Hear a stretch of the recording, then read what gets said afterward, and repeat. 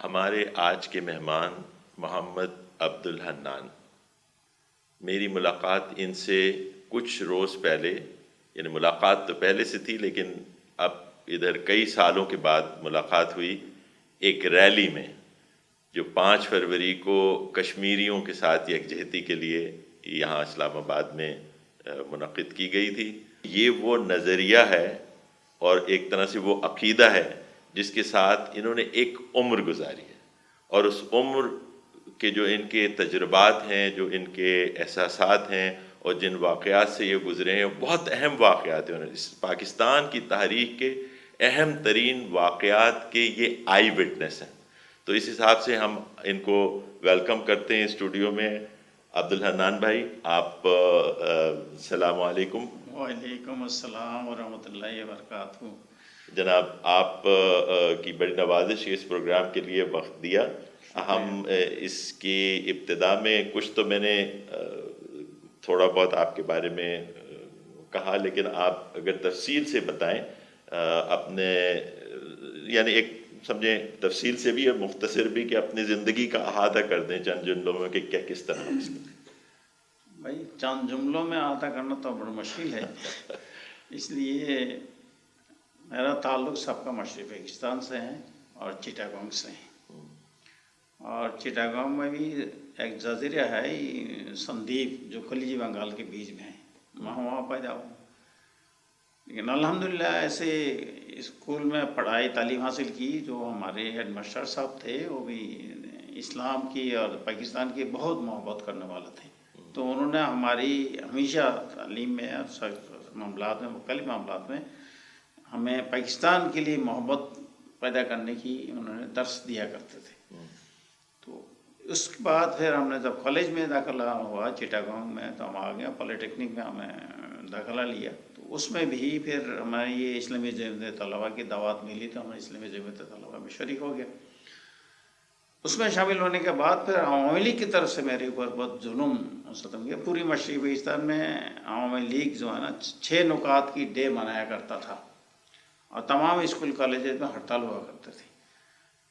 الحمدللہ ہم نے 120 جمعیت کے کارکن تھے وہاں تیار ہوئے تھے، رفیق اور کوئی رکن نہیں تھے، رفیق اور کارکنان 120 تھے اس پالیٹیکنک انسٹیٹیوٹ میں اس وقت، اور 6 نکات ڈے پوری مشرقی پاکستان میں 6 نکات ڈے واحد کالج تھا پالیٹیکنک جہاں ہم نے ہونے نہیں دیا، اسٹرائک ہونے نہیں دیا، ہم نے کلاس میں شریک ہوئے، اور اس پر عوامی لیگ کو اور بڑی تکلیف پہنچی ہے کہ پوری مشرقی پاکستان میں ایک واحد ادارہ ہے جس میں 6 نکات کی ڈے نہیں منا سکے۔ انہوں نے پھر پلاننگ بنایا اور مجھ پر حملہ کیا، اور میرے بستر کتابیں ہر چیز جلا دیا، میرے اس طرح مار دھور کی مار پیٹ کی، تو میرے جسم سے خون ٹپکتے ہوئے دیکھا، لیکن ہم نے الحمدللہ برداشت کی، سب کچھ کیا۔ اس کے بعد بھی ہم نے اسلامی جمعیت طلباء کو ہم نے چھوڑے نہیں، اور اس وقت سے ہم الحمدللہ چلتا رہا۔ حالات کچھ ایسے بگڑ گیا، اور اس کے بعد پھر البدر بنی، البدر میں بھی ہم الحمدللہ شامل ہوئے۔ اس کے بارے میں تو ہم آپ سے تفصیل سے جانیں گے، وہ دور جو ہے ٹھیک ہے۔ تو اس کے بعد پھر الحمدللہ میں جب البدر بنی، تو البدر میں اس میں الشمس البدر لوگ کہتے ہیں، یہاں یہ تھوڑی سی مغالطہ دور کر دوں، الشمس رضاکار تھے، اور اس میں تمام پارٹیز کے، پاکستان کے محب وطن جتنے تھے، پاکستانی حامی تھے، تمام پارٹیز کے لوگ شامل تھے، جماعت اسلام، نظام اسلام، مسلم لیگ، سارے شامل اس میں تھے، جمعیت بھی، جماعت بھی۔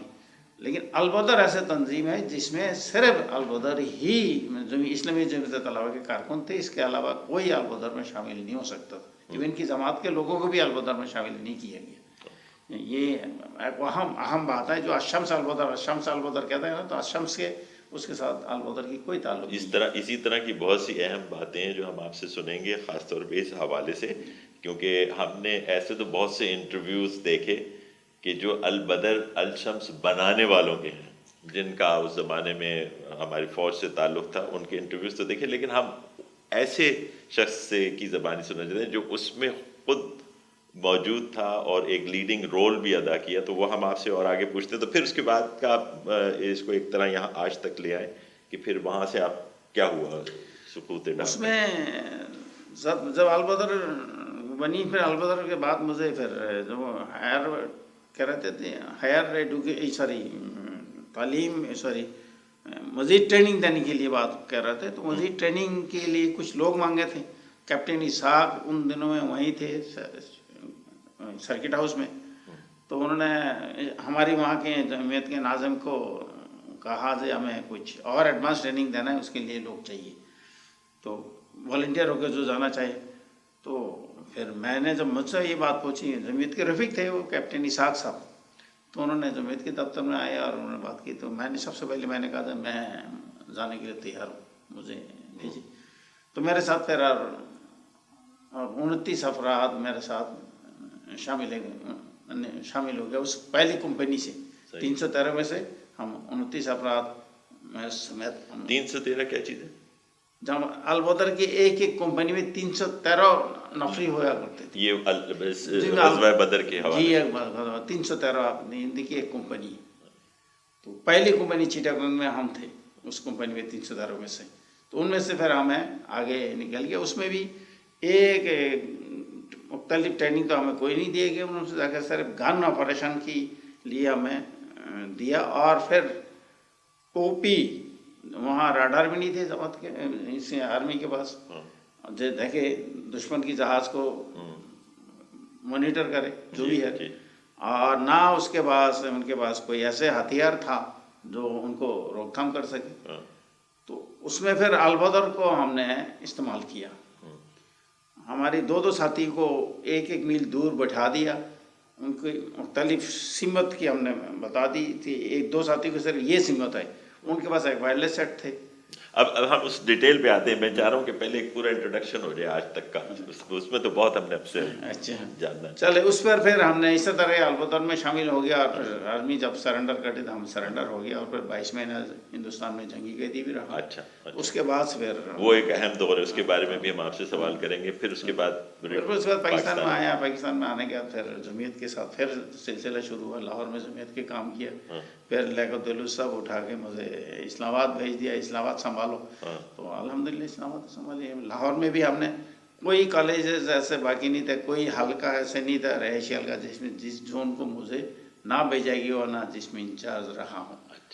तमाम अल्हम्दुलिल्लाह काम जो कुछ खुलूस के साथ करता रहा। लेकिन इन दी मिनट में आपको ये भी बता दूँ, 22 महीना तक मेरे वालिदैन को नहीं पता था मैं जिंदा हूँ मर गया हूँ, और ना उनको पता था कि मैं जिंदा हूँ मर गया। ये हम बिल्कुल बेखबर थे, और कोई ऐसे मामला नहीं था जिसे मालूमात नहीं था।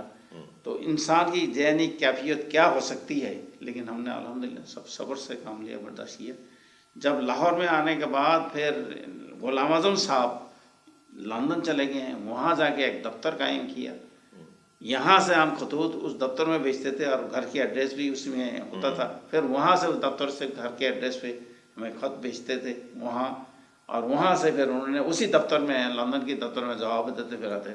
इस तरह 3 महीना एक ख़त को आने जाने में लग जाता था। तो 22 महीने के बाद 3 महीने के बाद 25 महीने के बाद वालिदैन को पता चला कि मैं जिंदा हूँ और पाकिस्तान पहुँच गया हूँ। अच्छा, इससे पहले कि हम उस दौर की जो समझें कि एक तरह के फितने का दौर भी था और एक जंग जदल का था, उस सिलसिले में आपसे पूछें, एक दो चीज़ें आपसे ये पूछना चाहता हूँ कि आप पाकिस्तान में आने के बाद दोबारा बांग्लादेश गए? मैं उस वक्त तक नहीं जा सकता जब तक शेख मुजीब कत्ल नहीं हुए। इस कत्ल के पीछे देखिए, मैं इसमें एक बात और आपको ज़मनन बता दूं जी। पाकिस्तान की तोड़ने में जिन जिन शख्स की हाथ था, जिन जिन के किरदार था, तारीख की जायजा ले, अल्लाह ताला ने सबके साथ एक ही हशर किया। मैं समझ गया आप क्या कह रहे हैं। सबकी एक ही हशर हुआ जी। इवन की भुट्टो भी। और इसके पीछे पर एक खूबसूरत अल्लाह ताला ने तारीख सजाई है। यहाँ हमारे लोग इसको गौर नहीं करते, फिक्र नहीं करते, ये सोच भी नहीं सकते थे ये कैसे मामला हो गया। तो ये एक ही हशर हुआ सबका। तो फिर आप उसके बाद आपका जाना हुआ? उसके बाद शेख मुजीब के कत्ल के बाद फिर वहाँ से कहा था यार आप आ सकते हो, आप हालात ऐसे हो गया क्योंकि आप यहाँ आ सकते हो। तो मैं गया हूँ।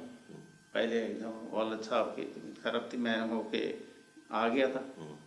اس کے بعد پھر دوبارہ میں والد صاحب کی فرمائش تھی بہو مجھے دکھا دے، ہاں اپنے تو بیٹا دکھا دے، تو میں نے پوتا پوتی دکھا دے، ہاں تو وہ پھر میں ان کو لے کے گیا اچھا دوبارہ. تو پھر تیسری دفعہ میرے وائف گئی جماعت کی ڈیلیگیشن کے ساتھ، میرے وائف گئی ہے خود اکیلی، ان کے ڈیلیگیشن کے ساتھ وہ رہ بھی گئی وہاں کچھ عرصہ، اس کے بعد آ گئی. تو اس طرح اس کے بعد اب پھر میں نہیں جا سکتا، کیونکہ حالات پھر اسی طرح نہیں حالات اسی طرح نہیں. اصل بات ہے نا یہاں کے لوگوں کو یہ بات سمجھ نہیں، ہماری قائدین کو بھی دوسروں کو بھی سب کو، یہ تمام معاملات امریکہ کی سازش ہے. وہ کیسے؟ نظامی بھائی کے قتل کے بعد، پھانسی دینے کے بعد، اور میر قاسم بھائی کو پھانسی دینے کے بعد پھر امریکہ نے میرے نام شامل کر دیا بنگلہ دیش میں. بنگلہ دیش والوں کو اس کی خبر نہیں تھی. یہ مطیع الرحمن نظامی اور میر قاسم علی جب پاکستان کے دورہ پہ گیا تو عبدالحنان ان کی مہمانداری کرتے رہے. عبدالحنان نے ان کو لے جا کے قاضی حسین احمد صاحب کے گھر پہ پہنچایا، کھانے میں شریک ہوئی، جو کچھ یہ سارے معاملات بنگلہ دیش حکومت کو امریکہ نے پہنچائی ہے. اور اس کے بعد سے اب میرے سر کی قیمت لگ چکی ہے، میں اب نہیں جا سکتا. اللہ تعالیٰ آپ کو اپنی حفاظت میں رکھے. آمین. ہم اب آپ سے اس دور کی تفصیل جاننا چاہیں گے. ایک تو پہلے آپ یہ بتائیے کہ آپ نے بتایا کہ آپ کالج کے زمانے میں اسلامی جمعیت طلبہ سے متاثر ہوئے، وہ کیسے ہوئے اور وہ کیا اثر تھا اور اس کی چھاپ اتنی زبردست کیوں تھی کہ یہ 60-70 سال گزر جانے کے بعد بھی کچھ اس میں فرق نہیں آیا، آپ کے پیر متزلزل نہیں ہوئے کسی وقت؟ میرے والدہ نے اور سارے ایسے تو سارے فیملی وہاں کے لوگ سب دین کے سے متاثر تھے، اچھا ہوتے تھے. اور میرے والدہ کی ہمیشہ میرے تربیت میں دین کی ساتھ آنے کی کوشش ان کی والدہ کی رہتی تھی ہمیشہ سارے معاملات میں. اور ان کی اسی سب تھے. تو جب ان کی پھر قرآن میں اور پھر اسلام کی بات جب آئی تو اسلامی جمعیت طلباء کے علاوہ باقی جتنی تھی کسی کے اندر وہ چیز وہ صفت مجھے نظر نہیں آئی. اور اس لیے اور پھر جب اسلام کی مطالعہ کیا، تاریخ کی مطالعہ کیا، اور اسلام کی ماننے والوں کا جو ظلم و تشدد ہوا، تو پھر اگر وہ نہ ہوا تو پھر میں بھی پھر اسی راستہ پہ صحیح راستہ پہ ہوں، یہ کیسے تصور کر سکوں. صحیح. تو اس لیے ظاہر بات ہے جب ہم نے اس انداز میں اسلامی جمعیت طلباء کی کام کو کالج کے اندر پھیلایا تو اس سے تو پورا عوامی لیگ تھی، پوری مشرقی پاکستان میں عوامی لیگ تھی، اس میں تمام کالجز یونیورسٹی میں.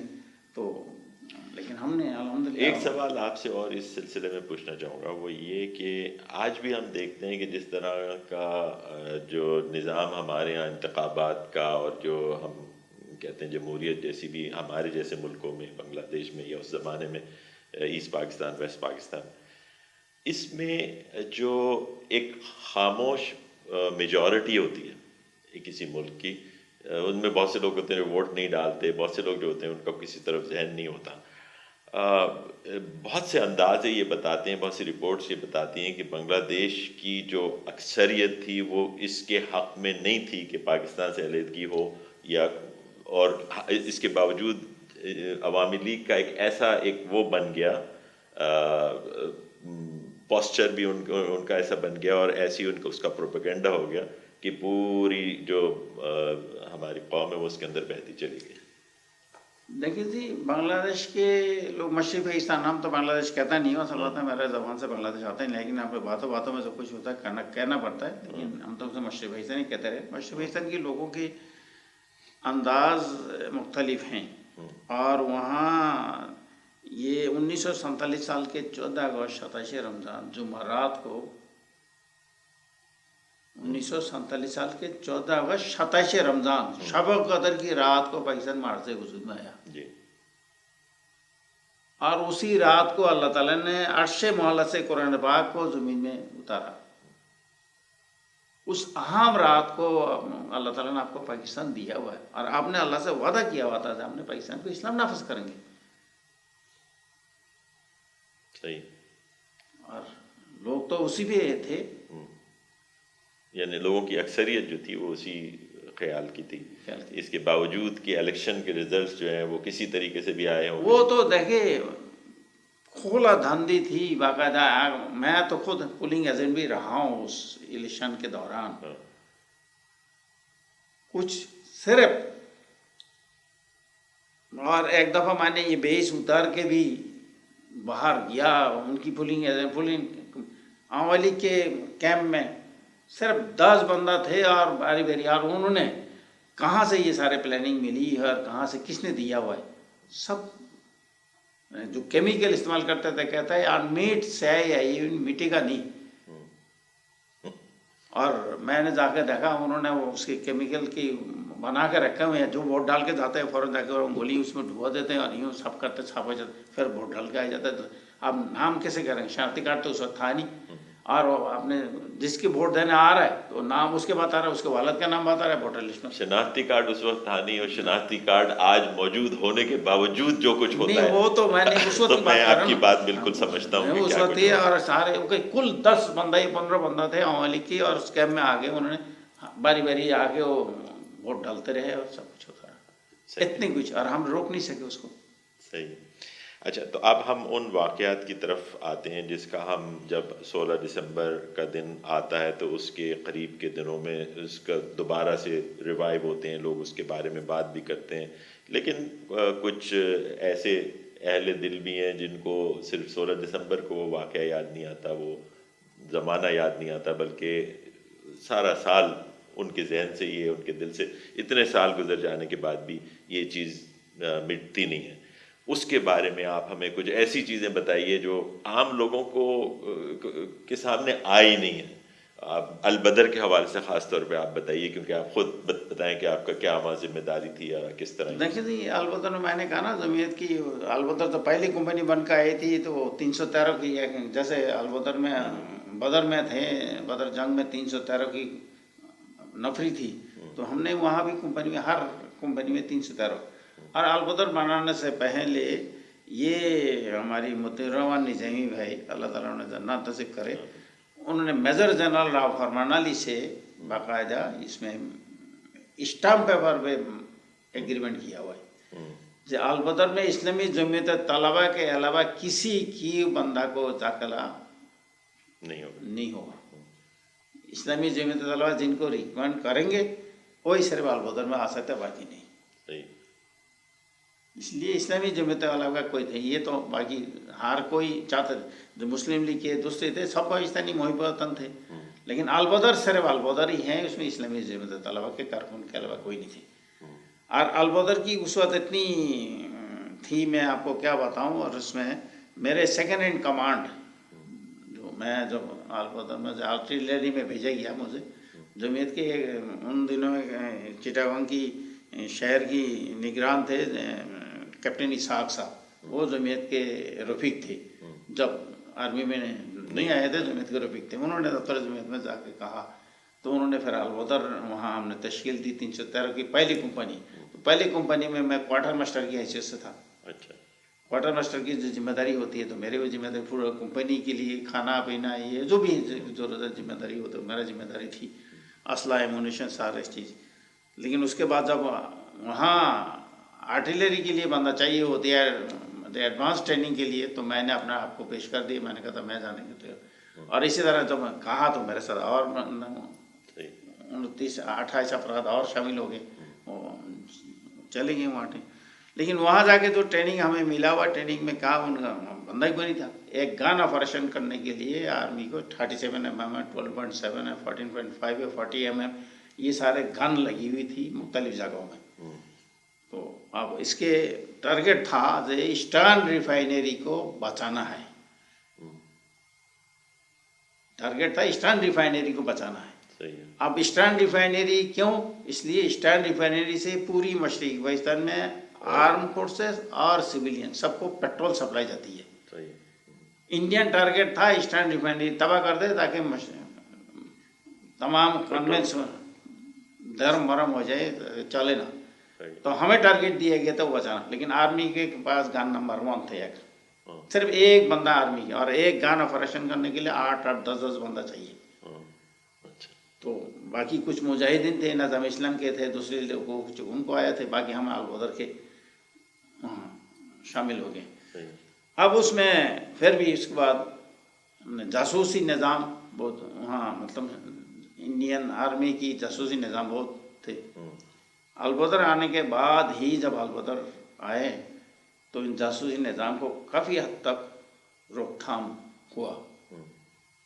मतलब फेनी एक इलाका है जिसमें कैप्टन नाग थे इंडियन आर्मी के, और रात को जाके गन में होते थे और ये दिन में जाके गन में रहते थे, गन बोट में रहते थे समुंदर में, नदी में, और दिन रात को बाहर निकल के आके उन्होंने मुख्तलिफ वारदातें करते थे और हमारी लोगों को कत्ल करते थे।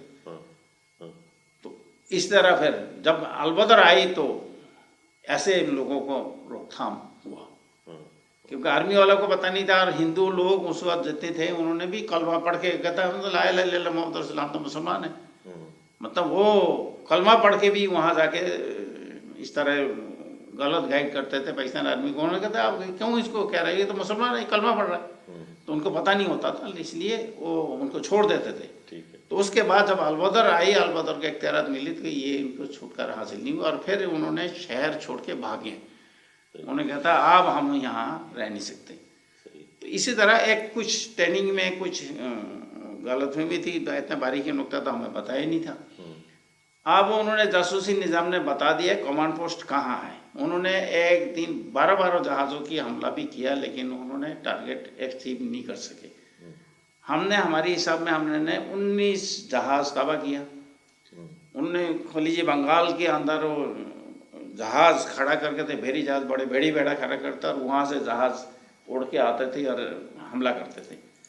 तो अब उनको रोकथाम के लिए स्वाय ओपी के हमारी गन के और कोई रास्ता ही नहीं था हमारे पास। ना वायरलेस रडार था, ना हमारे पास एंटी एयरसेप्ट गन था, स्वाय आर्टिलरी के और कोई हथियार था नहीं जिन जहाज़ों को तबाह करे। और इससे इतने जहाज तबाह किए? उससे हमने 19 तस्लीम बताया, लेकिन उन्होंने 17 तस्लीम किया।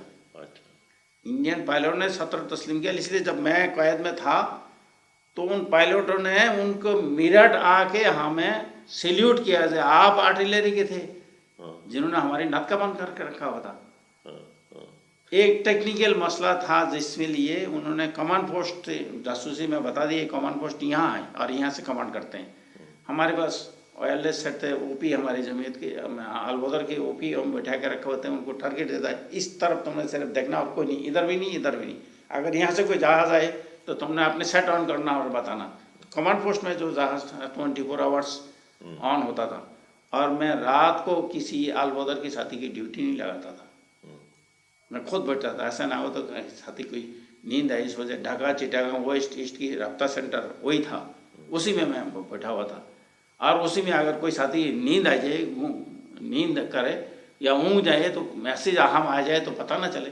और ऐसे भी हुआ, मैसेज आया हुआ फेक मैसेज, क्या जी जनरल नियाजी आ रहे रात को, आपने फायर ना खोले।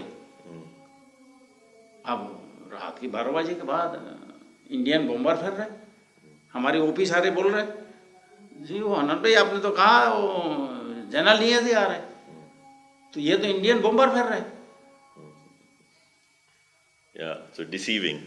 उसके बाद फिर उन्होंने जहाज से एक आग की शोला गिराया। ये बहुत ही टेक्निकल मामला था और खुद आर्मी वालों को भी पता नहीं था कभी ये हो भी सकता है। हमें बारीक नुक्ता बताया भी नहीं। एक आग की शोला गिराया, हमारी उन्होंने फायर करवा दी। अब उसने उस जहाज से बैठ के तमाम गन की हमारी पोजीशन देख ली, लोकेशन ले ली। लोकेशन लेने के बाद उन्होंने बताया ये कमांड पोस्ट यहाँ है। और अगला दिन एट ए टाइम 12 जहाज ने हमला किया और एक जहाज की टारगेट था जैसे हमारी कमांड पोस्ट पे हमला करे।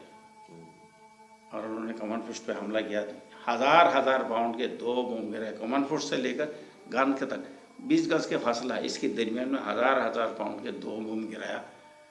बम जोरदार धमाका से वो मीलों तक घरों की शीशे चिकना शुरू हो गया, जमीन 40 फुट गहरे खड्डा हो गया। हम आपके सामने बैठे हुए हैं, अल्लाह ताला ने जिसको बचाना। तो आप फिर वो अपने मिशन में कामयाबी उस रिफाइनरी को बचा सके आप? अल्हम्दुलिल्लाह, आखिर तक उन्हें एक बाल भी नहीं बिका कर सके। सही है।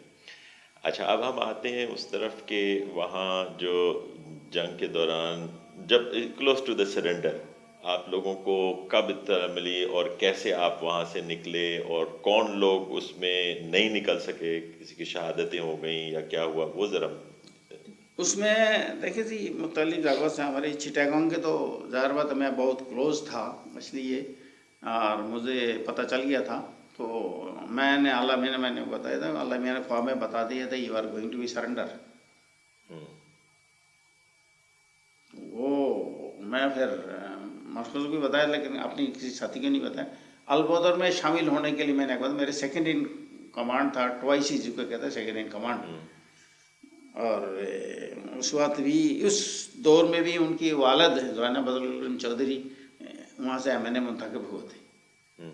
کتنا، اور ان کے 3 بھائی 2 بھائی اور وہ بھی البودر میں آ گئے تھے میرے ساتھ، وہی تھے ایک ان کی سیکنڈ ان کمانڈ. ان کی والدہ کی میرے پاس ٹیلی فون آتا رہے، یہ چھوٹے بچے کو سمجھو اس کی 6 سال عمر تھی اور وہ کہتے ہیں مجھے بھی البودر جانا، والدہ کو انہوں نے نطقہ بند کر کہا تھا، میں جینا حرام کر دیا تھا. وہ گھر سے ان کے ٹیلی فون آیا اور اس نے سیکنڈ ان کمانڈ نے مجھے بتایا حنان بھائی والدہ سے بات کرے. کہتا ہے آپ اسے سمجھاؤ، اب میرے پاس 4 بچے تھے، 4 کے تو 3 آپ لوگ لے گئے اور یہ بھی اب کہتا ہے میں بھی 6 سال کی عمر کے. یعنی البدر کی اتنی سلسلہ تھی اور اس انداز میں تھی اور لوگ اس انداز میں شامل ہونے کے لیے اتنی بےتاب تھے، چھوٹے بچہ تک بھی وہ کہتا ہے بس مجھے چھوڑ دو میں جاؤں البدر میں.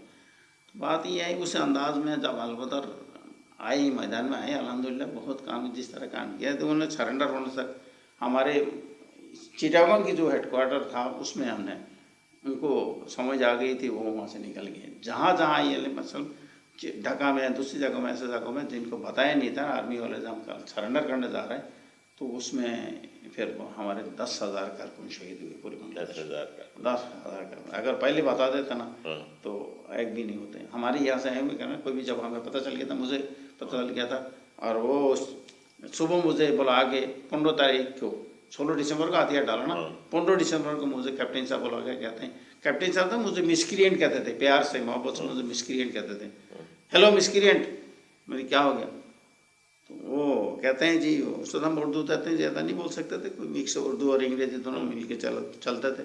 تو کہتا ہے مجھے بہت اعتماد والے تمہارے کچھ اعتماد والے بندہ چاہیے. میں نے کہا تھا البدر کے سارے غدار نظر آ رہے تمہیں. میں نے یہ کہا البدر تمہیں غدار نظر آ رہا اس میں کیا ہے؟ تو کہتے ہیں نہیں بس کچھ خاص کام کے لیے. میں نے کیوں نہیں کہتے اسٹیٹ بینک کے کرنسی جلانا ہے. کہتے ہیں ہاؤ ڈو یو نو؟ میں نے اللہ میں نے خواب میں بتا دیا مجھے you are going to be surrender. اگر تم نے ایسے ہی کرنا تھا تو ہمیں کیوں میدان میں اتارا؟ میں نے یہی اس طرح ہی کہا تھا. میں نے بندہ دیا اور ہمارے ساتھیوں نے جو صبح سے لے کر شام تک اسٹیٹ بینک کی کرنسی جلا کے آیا اور اگلے دن صبح جب جانے لگا تو ان کی جیب میں کرایہ نہیں تھی اور مجھے ہی سب کو کرایہ دینا پڑا نکال کے. کروڑوں روپیہ جلا کے آیا، کروڑوں روپیہ جلا کے آیا صبح سے لے کے شام تک. تو کیا اور اس سے زیادہ ایمانداری کی ثبوت. اچھا، اس کے آگے کا جو آپ کا وہ ہے قید کا کہ آپ اس میں آرمی کے نمبر کے ساتھ قید ہو گئے تھے. ہاں اس وقت ریڈ کراس اس کیپٹن صاحب نے اس کی مہربانی، وہ یہیں آج کل ماشاء اللہ یہیں فضائیہ کالونی میں رہتے اور تو میرے لیے جو ستارہ ضرورت اعلان ہوتا ان کو دے دیا گیا. انہوں نے خود بھی الطاف حسین قریشی کی انٹرویو دی، اس وقت کی انٹرویو الطاف حسین قریشی کو اردو ڈائجسٹ نکال لیں، اس میں صاف نظر آئے گا، اس بات لکھا ہوا. اس نے بتایا یہ تو ستارہ ضرورت میرے لیے مجھے دے رہا ہے، میں تو عبدالحنان کے حق ہے اس کے لیے لکھا تھا. میں نے انہوں نے ریکمنڈ کر کے لکھا تھا، بریگیڈ آتا محمد ملک صاحب نے ریکمنڈ کر کے بھیجا تھا جو بریگیڈ کمانڈر تھے. بہرحال جو کچھ بھی ہے وہ والا کا سارا معاملہ تھا. تو ہم نے یہاں اس طرح کی جب آیا ہوا ہے تو وہ پھر ساتھیوں کو میں نے کہا نا کچھ جیب سے ہم نے خود کہہ رہے تھے اسٹیٹ بینک کی کرنسی جا لگا آ رہا ہے تو ان کی جیب میں ایک پیسہ نہیں ہے. گھر پہ جانے کے لیے ان کے کرایہ جو بھی ہے جہاں بھی جانا ہے تو ان کو لیے میں نے اپنے جیب سے